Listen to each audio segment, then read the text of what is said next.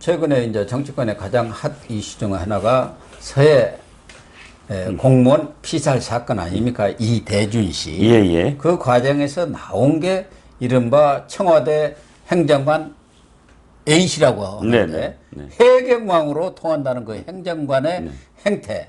과연 청와대가 아무리 무소불위의 권력을 가졌다고 하지만 일개 행정관이 어떻게 그렇게 해경을 자기 손아귀에 쥐고 그냥 주물럭주물럭 했다는 그런 얘기 아닙니까? 해경왕이 누굽니까? 혹시 압니까? 지금 보좌관이라는 의원 보좌관.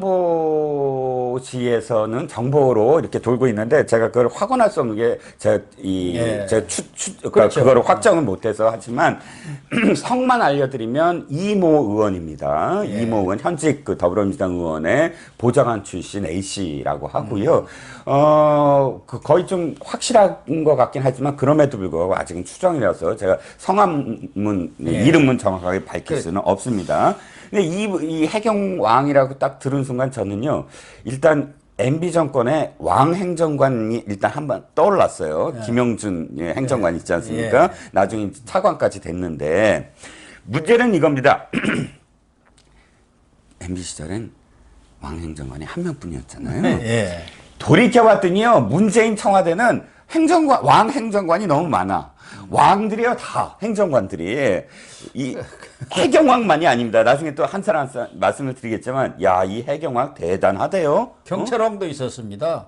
그런데 아마 우리 국민들은 행정관이 엄청나게 높은 사람으로 지금 생각할 거예요. 뭐 하면 행정관 얘기가 나오니까. 행정관이 뭡니까, 청와대에서? 청와대에서요, 그냥 실무하는 실무자예요. 비서관이 있고, 왜 비서관실이잖아요. 그럼 비서들이 있고, 수석 비서관이라는 것도 사실 같은 비서들 중에 선임이라는 뜻이고요. 근데, 그 다음에 비서관, 그 밑에 행정관이죠. 행정관들도 뭐 선임 행정관 뭐 어떻게 대쪽 직급이 있지만 그럼에도 불구하고 행정관들은 이 비서관에서 실무를 담당하는 심부름꾼 뭐 이런 정도의 일이죠. 그러니까 되게 뭐 5급에서 한 국장급까지 이런 사람들이 행정관을 하고 그 밑에 뭐 7급이라든가 그 보조하는 사람들도 있습니다만 그러니까 과거 청와대가 있던 시절에 있어서 행정관이라는 것은 청와대 내에서 직급으로 따지면 제일 밑에 실무 일을 하는 그러니까 5급까지만 딱 봤을 때 왜냐하면 그 밑은 파견직이고 또는 청와대에서 계속 일을 해야 되는 기능직 뭐 이게 7급 이하고 보통 그 청와대 직급으로 얘기하면 5급 이상이거든요. 그럼 5급 이상의 그런 실무자들 중에 아까 5급 이상의 직급을 가진 보통 한 3급까지 내지는 뭐 높은 2급까지의 직급을 가진 사람들의 실무자 모임, 실무자 그룹이라고 할 수가 있죠. 근데 저도 언론사에 있으면서 또 임원도 해보고 그러다 보면은 이 관가하고 이 사업상 만나는 일이 있는데 거기에 기관장 뭐 알아봤자 높은 사람 와봤자 아무 소용없고 실무자하고 자리에 실무자가 트러블면 아무것도 안 됩니다. 인사하고 사업이고 결제를 안 올리는데요. 뭐. 그렇습니다. 그러니까 실무자가 중요한 거예요. 중요하긴 하죠. 무슨 일을 하려면 실무자하고 잘 사귀어야 해요. 그렇습니다. 그런데 지금 말씀하신 그 A 행정관 이 사람 어떻게 해서 무슨 일을 했길래 해경왕이 돼버린 거예요? 해경이 14,000명 아닙니까? 해경만. 그렇죠. 이게 지금 이 사람이 하는 일은 죄송합니다. 민정수석실에 지금 그 행정관으로 있었어요. 근데 원래 이제 경찰 업무 뭐 그러면 사실상 국정상황실에서 이 모든 것들을 다 담당을 해왔습니다. 그렇다가 2020년에 해경 뭐 조그만 조직인데 뭐 저기 그 국정상황실 말고 그냥 민정수석실에서 알아서 해 하고 띄워준 거예요, 그 일을. 그러니까 민정수석실에서도 그냥 저 행정관 네가 알아서 해 이렇게 됐고 그 행정관이 바로 전화를 해갖고 그 해경청장한테 이제부터 모든 인사와 관련돼서는 나하고 상의를 하세요.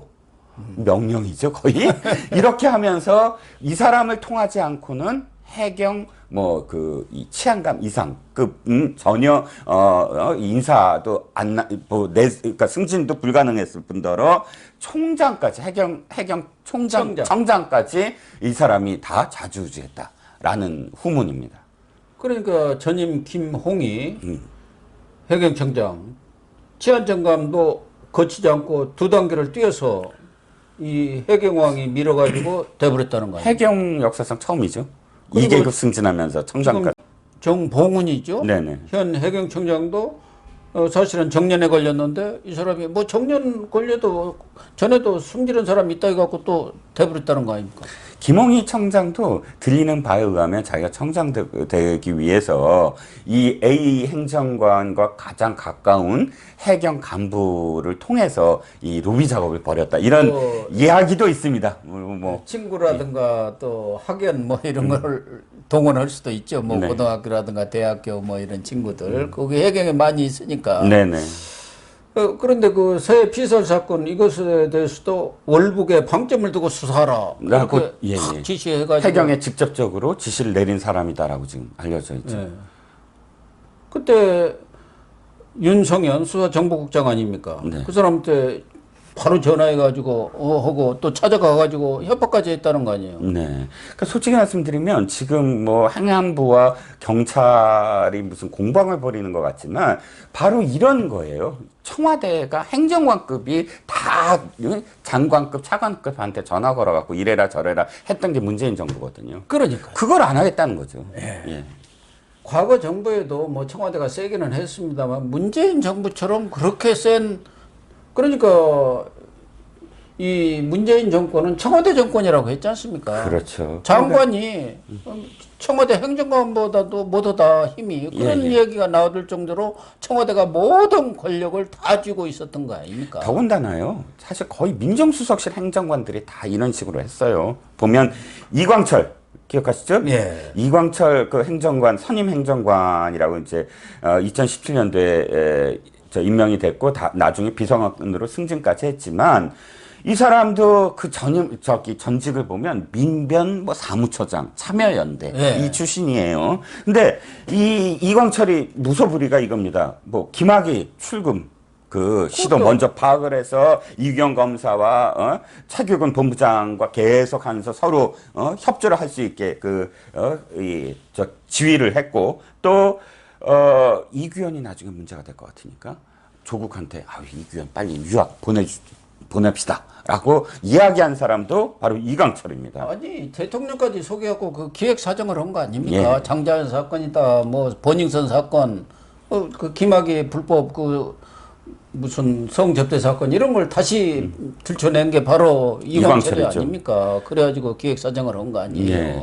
아까 말씀드린 그 혐의로 지금 그 혐의로 지금 기소 직권남용 기소가 돼 있는 그런 상황 아닙니까? 예. 그리고 실제로 이광철 이제 비서관으로 승진을 해갖고는 수석보다도 더 힘을 누렸던 거 아닙니까? 그렇습니다. 그 당시 뭐 수석은 감사원에서 왔던 사람들이 수석이니까 검찰 관계는 자기가 다 주물렀다는 거 아니에요? 네. 장관하고 직접 보고 결제도 수석 패싱해갖고 대통령하고 직거래하고 그랬다는 소문들이 파다하지 않습니까? 그럴 정도로 힘을 누린 거 아닙니까? 그래서 행정관이. 신현수 왜 그 4개월짜리 네, 신현수 민정수석이. 국정원 기조실장 했던 그 민정수석이 4개월 만에 나가게 된 것도 딱 들어와 보니까 여기서의 인사 이런 것들이 청와대에서 완전히 기강도 없고 개판이었다라는 설이 있습니다. 이게 기가 막히게 이게 어떻게 이렇게 해왔느냐, 라고 기겁을 했다는 설이 바로 지금 말씀하셨듯이 이광철 좀 전에 해경화 이런 행정관들이 설치고 막 자기네들이 주물렀다라는 거죠. 언론에는 대표적인 그 행정관의 행태가 김영우 네. 당시 육군 참모총장을 정모 행정관이 불러내가지고 군 장성 인사를 따와 호출해갖고 협의했다는 거 아닙니까? 아니 진짜 그 군인들이 막 고개를 수그리고 며칠 동안 막 부끄러워서 아니 사급 행정관 30대 그렇죠. 참모총장이면 별이 몇 개입니까? 근데 34살짜리 행정관이 대령을 통해서 청와대 파견 대령을 통해서 내가 상의할 게 있으니까 또 그 계룡대에 있던 사람을 토요일 날 또 저기를 불러서 용산으로 불러서 뭐 다방에서 만났다나요? 만났죠. 그것도 진짜 기가 막힙니다. 김의겸이 그때 대변인이었는데 뭐 행정관이 참모총장을 못 만날 이유도 없다. 뭐 이렇게 표현을 해서 정말 더 어이없게 만들었죠. 근데 이 작자가 더 한심한 건 뭐냐면 그 후에 담배 핀다고 담배 피면서 가방 그 서류 중요 인사 서류가 든 가방을 또 잃어버려요. 인사 서류를 잃어버렸지 않습니까? 그리고 그때 같이 그 연락했던 신모 대령은 바로 준장으로 승진했지 않습니까? 그렇습니다. 예. 이럴 정도로 행정관이 참 청와대에 앉아가지고 또아리 틀고 앉아서 힘을 쓴 거 아닙니까? 예. 또 경찰왕도 또 있어요. 윤기군 경찰총장이라고 한 사람, 예, 권영선 사건. 경찰 왕이죠. 그야말로 완전히- 해경왕이 예. 아니라 경찰 왕이죠. 그때는 이제 민정수석실에서 사실상 경찰을 다 통제를 했지 않습니까? 예, 예. 지금 그것 때문에 논란이 벌어지고 민정수석실이 없어져 버리니까 그 역할을 행안부가 하겠다. 그래서 경찰국을 두겠다. 예. 그런데 이제 경찰들은 그거에 대해서 뭐 반대하고 나서서 지금 논란을 빚고 있는데 네. 그때 이제 이 민정수석실에 나와 있는 행정관이 윤귀근 아닙니까? 파견이었죠. 예, 이 사람은. 파견. 근데 어쨌든 행정관급이었고, 이야, 이자는 이 노무현 시절부터 사실 저 청와대 경력이 있어요, 보니까. 그래갖고 노무현, 문재인, 특히 노무현 당시에 그 친노들, 그 정치인들과 뭐 호형, 호재하면서 정말 뭐 민원 있죠. 네. 친노에 들어가는 온갖 민원을 자기를 통해서 하게끔 만든 것 같아요. 그러니까 아까 말씀드린 우리들 병원에도 들어갑니다. 이 윤국은 윤국은이 표현이 그 들어가요. 해결하러 들어가죠. 그래갖고 내가 양정철 전 그 비서관이랑 내가 통할 수 있어. 뭐 이런 이야기도 하고. 그러니까 완전히 뭐랄까요 이 경찰 인사를 또 다 주물러 주물렀죠. 버렸다는 예, 예. 또 언론에도 보도가 된 게 그 유재수 감찰 무마 사건 때 청경덕이라고 그것도 이제 민주당 출신 아닙니까? 예. 총무 인사팀의 선임 행정관인데 이인걸 특감반장한테 피하 구분을 해야 할 거 아니냐 그랬다는 거 아닙니까? 그러니까 유재수 건드리지 마라. 아군이다. 유재수가 누구냐? 대통령하고 허용허제하는 사이야. 우리 편이야. 왜 건드려? 뭐 이랬죠. 이 사람은 이제 총무 인사 쪽입니다. 지금까지 쭉 다 민정수석실 그 행정관을 얘기했는데 이천대 행정관이 추천하면은 뭐 금감원이고 어디고 다 뭐 국장도 되고 막 그랬다는 그렇죠. 소문이 유재수한테 유재수가 그때 당시에 인사를 담당했던 금융정책국장 시절에 누구누구 좀 넣어 해갖고 인사 청탁을 했다는 의혹이 있는데 이게 피하 구분하라라고 한 이유도 유재수를 계속 감찰해서 만약에 수사를 받게 되면 자기의 인사 청탁이 드러날까봐 그거를 막기 위해서 했다라는 또 추정도 있습니다. 어쨌든 청와대에서는 뭐 수석들도 또 뭐 실장들 급들 거기도 또 문제가 있는 사람이 많죠. 장하성은 말할 것도 없고 그 뒤에 공정거래위원장은 또 김상조 그런 사람들도 다 문제가 많았었는데 그렇죠. 어쨌든 또 경제수석 하는 사람은 지금도 KDI 원장으로 갔어요. 그 소득주도 성장 주도했던 사람. 그런 사람들이 지금도 또아리 틀고 앉아 있는데 문재인 대통령은 그런 내용들을 몰랐을까? 아무리 대통령이 뭐 무슨 행정관까지를 챙기지는 않았다고 할지라도 그래도 감이 있을 텐데 어떻게 그렇게 청와대가 권한을 남용하고 마음대로 각 부처를 주무르도록 이렇게 했는지 이해가 안 가요.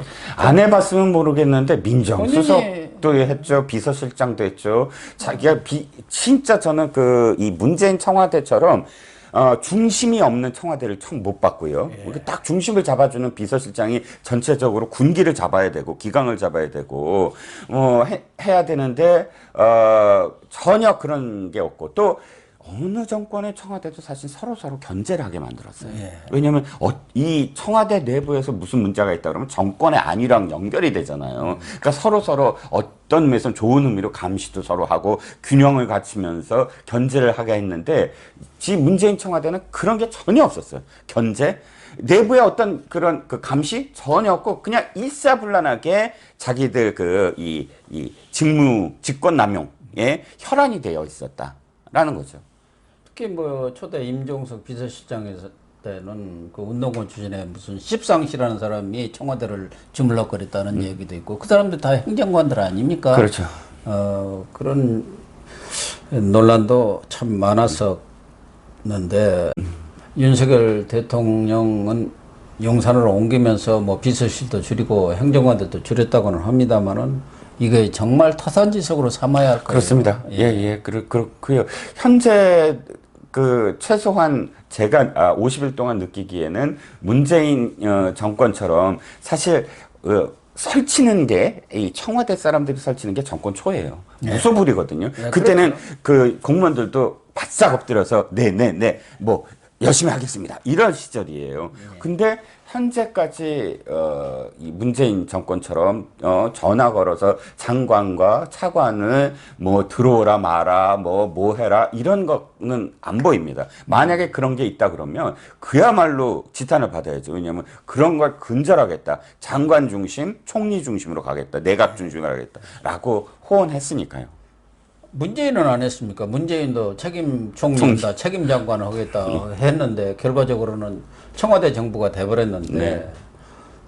윤석열 정부에서도 정말 이런 일이 재발된다고 한다면은 어떻게 보면은 윤석열 대통령으로 만든 국민들에 대한 정말 있어서는 안 될 그런 일이 되지 않겠습니까? 네. 그래서 윤 대통령이 이런 해경황 이게 뭐 언론의 기사로만 나는 정도가 아니라 네. 이런 일이 벌어진 것에 대해서 정말 뼈저린 경각심을 가져야 할 것 같습니다. 네, 맞습니다. 문재인 시절 돌이켜보니까 이렇게 왕 행정관들이 많았던 그런 나라에서 살고 있었다는 게 새삼 참 부끄럽습니다.